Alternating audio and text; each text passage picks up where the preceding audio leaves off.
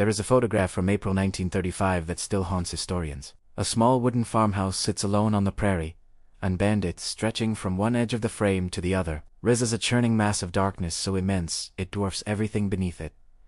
That approaching shadow was not a thunderstorm. It was not wildfire smoke rolling across the horizon. It was 300,000 tons of American soil, ripped from the earth and transformed into something that moved like a living thing. On that Sunday afternoon, families who had gathered for church and evening supper watched the sky turn from blue to brown to absolute black. In less than 20 minutes, some thought it was the end of the world. Others dropped to their knees, convinced that God himself had come to judge them. They were witnessing the single worst dust storm in American history. And for millions of people trapped in the Great Plains, moments like this had become terrifyingly routine. How does federal farmland become a weapon against the very people who worked it? What drives 2.5 million Americans to abandon everything they own and flee across a continent? The answers are buried in a decade that most people have forgotten, and the truth is stranger than anything Hollywood has ever imagined. But before we continue, leave a like and subscribe to the channel.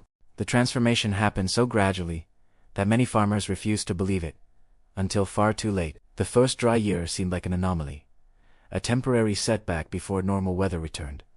The second dry year prompted concern but not alarm. By the third consecutive year of drought, the damage had already become irreversible. Without moisture, the wheat withered in the fields. Farmers plowed the dead crops under, preparing to plant again when the rains returned. But plowing exposed the bare soil to the relentless prairie wind, and without the deep root systems of native grass roots that had been systematically destroyed over 3 decades, nothing remained to hold the earth in place. The first dust storms seemed almost manageable. Clouds of topsoil would blow across fields, accumulating in ditches and against fence lines. Farmers swept their porches and assumed the worst had passed. They could not have been more wrong. Each storm carried away more of the precious topsoil that made agriculture possible. Each year of drought loosened more earth for the wind to claim. A feedback loop had begun that would strip 300,000 square miles of farmland down to bare, infertile hard. Agricultural scientists would later calculate that the affected region lost 70% of its topsoil during the 1930s. Soil that had accumulated over thousands of years, built up inch by inch through the slow decomposition of organic matter, vanished in a single decade. Some areas lost more than 5 inches of topsoil. Others were scoured down to the clay and rock beneath. The damage would take generations to repair, and some of it proved permanent. The cruelest irony was that the farmers themselves had caused the catastrophe. Through practices that seemed perfectly reasonable at the time, they had followed the advice of agricultural experts. They had used the most modern equipment available. They had done everything their society told them was right and progressive and profitable. And in doing so, they had unknowingly signed their own death warrants. What nature was about to deliver would make those early dust storms look like minor inconveniences. April 14, 1935, began with something the people of the Oklahoma Panhandle had almost forgotten: a beautiful morning. After years of brown skies and gritty air, that Sunday dawned crystalline and calm. Temperatures climbed into the pleasant 70s. Families attended church services and lingered afterward to chat with neighbors. Children played outside without masks for the first time in months. The nightmare, it seemed, might finally be ending. By early afternoon, birds had begun behaving strangely. Flocks that should have been settling in for the evening suddenly took flight, wheeling southward in agitated patterns. Cattle grew restless in their pastures. Dogs whimpered and pressed against their owners' legs. The animals sensed what human eyes had not yet detected: something massive approaching from the north. At approximately 4 o'clock, a farmer near Boise City looked toward the horizon and saw what appeared to be a range of black mountains where no mountains existed. The formation stretched east and west as far as he could see, and it was moving toward him with impossible speed. He had 14 minutes to reach shelter before it arrived. The storm front hit with the force of a physical blow. Temperatures plummeted 40 degrees almost instantly. Visibility dropped from miles 2 inches within seconds. People caught outdoors fell to their hands and knees, unable to stand against the wind, unable to see which direction led to safety. The darkness was not like night. It was thicker, more absolute, a blackness that seemed to have weight and texture. Survivors would later describe the sensation of being buried alive while still standing upright. Inside homes, families huddled together and listened to the storm howl against their walls. Fine particles forced their way through every crack and seam, coating everything in layers of brown grit, despite wet sheets hung over windows and rags stuffed into door frames. The air itself became unbreathable. Children coughed and gasped. Elderly relatives struggled for oxygen. Some families tied themselves together with rope, terrified of becoming separated in the impenetrable darkness. When dawn finally broke the following morning, Reporter Robert Geiger sat at his typewriter in the Associated Press office and searched for words adequate to describe what had happened. The phrase he coined would define an era. 3 little words, achingly familiar on a Western farmer's tongue: rule life in the Dust Bowl of the continent, if it rains. Black Sunday entered American history as the worst single dust storm ever recorded, but for the people living in its path, the most terrifying realization was not what had happened. It was knowing that storms like this one had become normal and that no one could tell them when the nightmare would end. Most Americans in the 1930s considered the Dust Bowl a regional problem. Tragic, certainly, but confined to distant states that few Easterners had ever visited. New York had its own concerns during the Depression. Washington politicians debated relief programs while assuming the crisis would remain safely contained in the agricultural heartland. That comfortable assumption shattered on May 11, 1934, when the sky over Manhattan turned the color of rust. A storm system originating in Montana and Wyoming had swept across the northern plains, gathering an estimated 350 million tons of suspended soil as it traveled eastward. The jet stream carried this massive cloud over the Great Lakes, across Pennsylvania, and directly toward the most densely populated region of the United States. By the time it reached the Atlantic seaboard, the airborne earth had traveled more than 1,500 miles from its origin. Ships sailing 300 miles off the coast reported layers of fine dust accumulating on their decks. Pretty soil from states their crews had never visited, settling onto vessels in the middle of the Atlantic Ocean. Sailors who had spent their lives on the water found themselves sweeping away the farmland of Kansas and Nebraska. The American interior was hemorrhaging into the sea, carrying away fertility that had accumulated since before human beings existed on the continent. In the nation's capital, the timing proved politically significant. Congress had been debating soil conservation legislation with the usual bureaucratic lethargy when the dust cloud arrived, and began filtering through the windows of the Capitol building itself. Legislators who had dismissed the crisis as exaggerated found themselves coughing on the evidence. The psychological impact of breathing Oklahoma air in Washington corridors helped push conservation measures through committees that had previously stalled them. The message was impossible to ignore. What happened on the plains did not stay on the plains. Environmental catastrophe recognized no state boundaries, respected no distance, acknowledged no privilege. A disaster unfolding 2,000 miles away could darken the skies of Fifth Avenue and coat the marble steps of the Lincoln Memorial. The Dust Bowl had announced itself to the entire nation, and it demanded a response. Yet even as Americans awakened to the geographic scale of the crisis, few understood its human cost. Photographs captured dramatic clouds and buried farmhouses. Newsreels showed tumbleweeds piling against fences. What cameras could not capture was the invisible killer that accompanied every storm, a threat that was filling hospital wards and overwhelming rural doctors across the afflicted region. The official cause of death was usually listed as pneumonia, but the doctors who signed those certificates knew they were witnessing something unprecedented. Their patients were not dying from bacterial infection or viral illness. They were suffocating on the land itself, their lungs gradually filling with the same fine particles that darkened the sky and buried their homes. Medical professionals called it dust pneumonia, though the term encompassed a range of respiratory failures caused by chronic inhalation of airborne silica, and the particles were microscopically small, fine enough to bypass the body's natural defenses and penetrate deep into lung tissue. Once lodged in the delicate air sacs where oxygen enters the bloodstream, the dust accumulated with every breath. Patients essentially drowned on dry land, their respiratory systems slowly cemented shut by the earth they had once formed. Children proved especially vulnerable. Their faster breathing rates and smaller lung capacity meant they inhaled proportionally more contaminated air than adults. Babies developed persistent coughs that never resolved. Toddlers who should have been learning to run instead gasped for breath during mild exertion.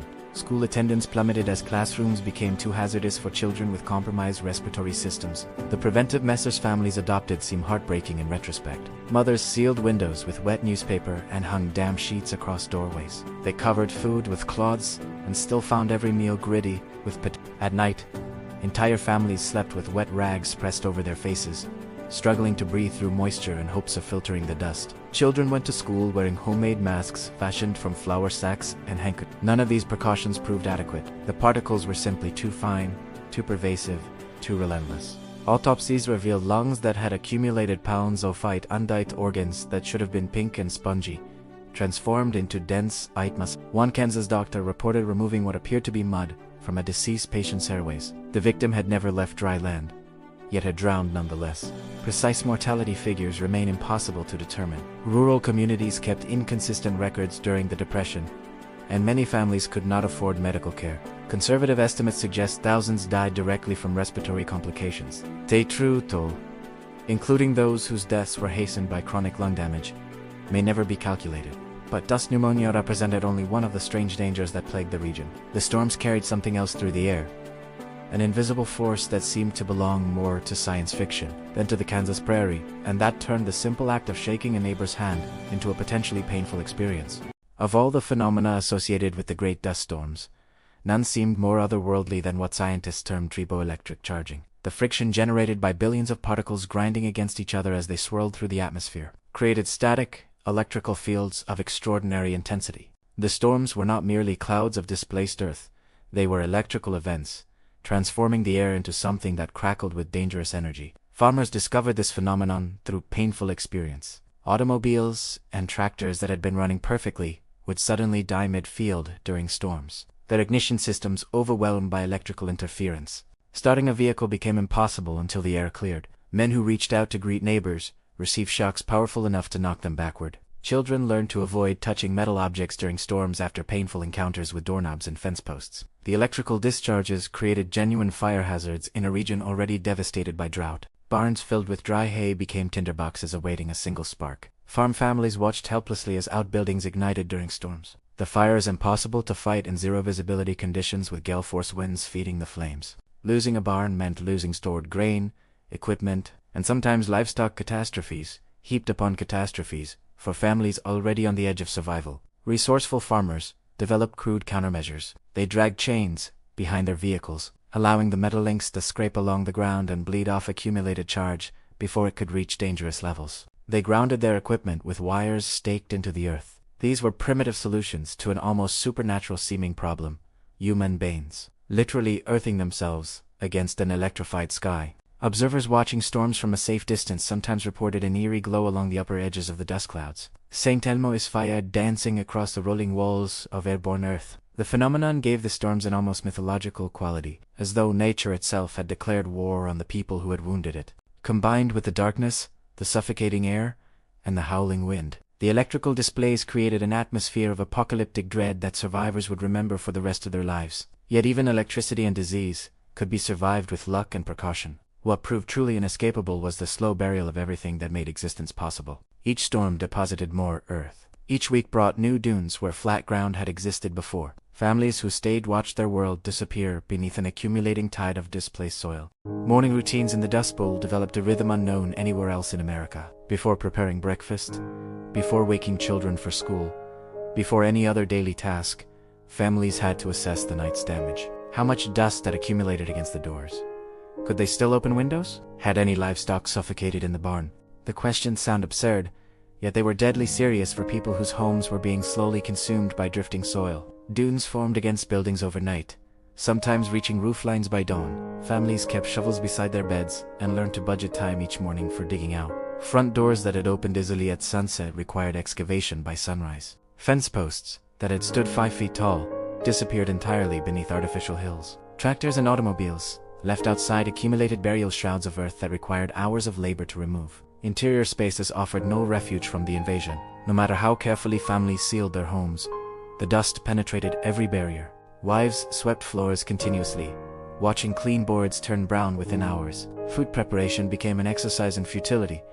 Bread baked in the morning contained grit by noon, regardless of how carefully it had been covered. Drinking water tasted of earth. Bed sheets that had been washed and dried accumulated visible layers of dust before evening. The psychological toll proved as damaging as the physical hardship. Families lived in a state of perpetual siege, knowing that each calm day merely preceded another assault. Women who took pride in clean homes found themselves unable to maintain basic standards of hygiene. Men who had confidently farmed the land watched helplessly as that same land invaded their dwellings. Children grew up believing that constant grit in their food, their clothes, their beds was simply how life worked. Adding biological insult to environmental injury, the drought drove wildlife to desperation. Jackrabbits, their normal forage destroyed, migrated in massive numbers toward any remaining vegetation. Swarms numbering in the tens of thousands descended on farms, devouring whatever crops had survived the dust. Communities organized brutal culls called rabbit drives, hundreds of people forming lines across the prairie, herding the animals into enclosures where they were clubbed to death by the thousands. The scenes were grim, but necessary for people facing starvation. Grasshopper plagues followed the rabbits. Swarms descended on fields and clouds that rivaled the dust storms themselves, consuming everything organic in their path. They ate crops, certainly, but also fence posts, tool handles, leather harnesses, anything that had once been alive. Farmers who had endured drought, dust, electrical storms, respiratory illness, and rabbit invasions now watched insects devour whatever remained. For millions of Americans, the accumulating disasters delivered an unmistakable message. The land that had promised prosperity now demanded departure. Staying meant slow death by suffocation, starvation, or despair. The only rational choice remaining was to leave, to abandon everything and flee toward whatever hope might exist beyond the horizon. They loaded their lives onto trucks and automobiles that seemed barely capable of reaching the county line, let alone California. Mattresses and cookware, family photographs and farming tools. Children too young to understand why they were leaving the only homes they had ever known. Rope-secured possessions to running boards and rooftops. Entire households reduced to what could be carried on. 4 wheels rolled westward on Route 66, joining a river of humanity flowing toward the Pacific. Between 1930 and 1940, approximately 2.5 million people abandoned the Great Plains. 500,000 became homeless in the starkest sense. Families with no shelter, no land, no community, no prospects beyond whatever work they might find at the end of the road. They traveled in loose convoys, helping each other when vehicles broke down, sharing scarce food with strangers, burying those who died along the way in unmarked graves beside the highway. The Exodus represented the largest internal migration in American history, citizens fleeing their own country without crossing any border. California seemed to promise everything the plains could no longer provide: water, fertile soil, abundant harvests, opportunity. Pamphlets distributed by agricultural corporations advertised good wages for fruit pickers. Newspapers carried stories of bumper crops and labor shortages. The Golden State glittered in the imagination of desperate families like a mirage in the desert, which, in many ways, it was. The reception that awaited them proved devastating. California was already struggling with depresiera, unemployment, and the sudden influx of hundreds of thousands of destitute migrants overwhelmed local resources and ignited fierce resentment. The newcomers were labeled with a term that dripped with contempt: Okies. The word applied regardless of actual origin state. Anyone fleeing the Dust Bowl became an Okie, and the label marked him as unwanted, unwelcome, undeserving of compassion or assistance. Signs appeared in California towns. Okies go home. Police established checkpoints at the state border, turning back those who could not prove they had money or employment waiting. Migrants who made it through found themselves competing for agricultural jobs at wages so low that feeding a family proved nearly impossible. They lived in squalid camps, without sanitation, water, or electricity, conditions that shocked journalists who visited and documented what they witnessed. John Steinbeck traveled among these camps while researching what would become his masterpiece, The Grapes of Wrath, published in 1939. The novel forced comfortable Americans to confront the human cost of the Dust Bowl through the fictional Joad family's journey from Oklahoma to California. The book won the Pulitzer Prize and contributed to Steinbeck's eventual Nobel Prize for Literature honors, built upon real suffering that most Americans had preferred to ignore. The migrants' experience exposed uncomfortable truths about American society. These were not foreigners seeking entry to a new country. They were citizens, often families who had farmed American soil for generations, fleeing catastrophe within their own nation. Yet they faced discrimination, exploitation, and hostility that seemed to deny their basic humanity. The Dust Bowl refugees discovered that citizenship papers provided little protection when poverty and desperation made you unwelcome. Their story would echo across decades. The camps they endured, the prejudice they faced, the resilience they demonstrated, all of it became part of American memory, shaping how subsequent generations understood migration, displacement, and the obligations of a society toward its most vulnerable members. The rains returned eventually. By the early 1940s, the drought cycle had broken, and the worst storms subsided into memory. But the region that emerged from the Dust Bowl was fundamentally transformed, physically, economically, and psychologically scarred by a decade of catastrophe that had seemed to have no end. The federal government, shocked into action by the scale of the disaster, created institutions designed to prevent such a catastrophe from recurring. The Soil Conservation Service, established in 1935, began teaching farmers sustainable practices that worked with the land rather than against it. Contour plowing, Crop rotation, cover crops, and windbreak plantings became standard recommendations. The Shelterbelt Project planted 220 million trees across the plains,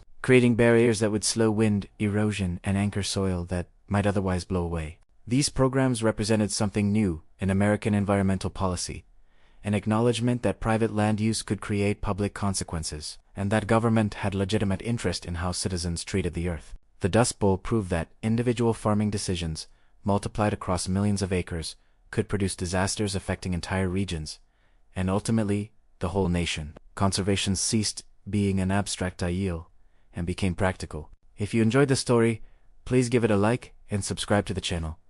Thanks for watching, and see you next time.